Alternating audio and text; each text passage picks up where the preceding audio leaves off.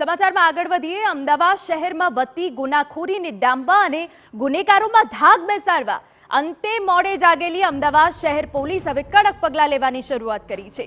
જગત રાત્રે હત્યાનો બનાવ બન્યો હતો તે કાગડાપીઠ પોલીસ મથકના વિવિધ વિસ્તારોમાં અકસ્માત જે વિસ્તારો હતા કે જ્યાં હવે ક્યાંક મારામારી હત્યાના બનાવો પણ બની રહ્યા હતા।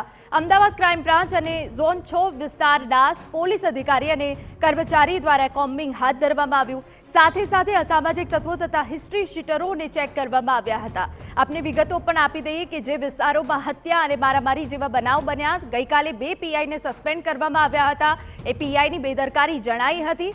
એલિસ બ્રિજના પીઆઈ બીડી જીલરિયાને સસ્પેન્ડ કરવામાં આવ્યા હતા। એ સિવાય અન્ય એક પીઆઈ કાગડાપીઠના પીઆઈને પણ ફરજમાં બેદરકારી બદલ સસ્પેન્ડ કરવામાં આવ્યા હતા। આપને જણાવી દઈએ કે અમદાવાદ શહેરમાં ઘણા સમયથી ગુનાખોરી વધી રહી છે।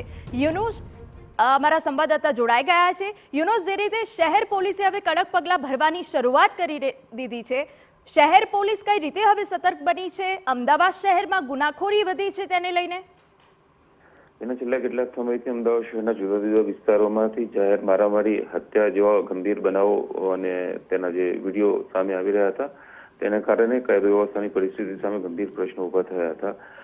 છેલ્લા દિવસો દરમિયાન બનેલ હત્યાની ઘટનાઓને પણ પોલીસ કમિશનર દ્વારા ગંભીરતાથી લેવામાં આવેલ અને જે વિસ્તારોમાં આ પ્રકારના બનાવો વારંવાર બની રહ્યા છે અથવા તો અસામાજિક તત્વોને ખુલ્લો દોર મળી રહ્યો છે તેવા વિસ્તારોમાં કડક કાર્યવાહી કરવા માટે તમામ પોલીસ મથકોને આદેશો આપ્યા છે।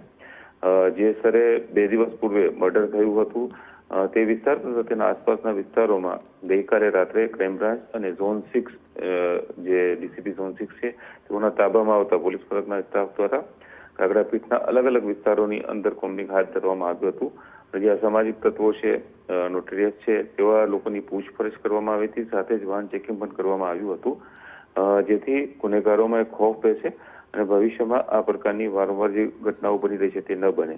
આ જ રીતે આગામી દિવસોની અંદર અન્ય આવા જે વિસ્તારો છે તે વિસ્તારોની અંદર પણ કોમ્બિંગ તથા ચેકિંગની કાર્યવાહી ચાલુ રહેશે તેવું પોલીસ અધિકારીઓ દ્વારા જણાવવામાં આવ્યું છે।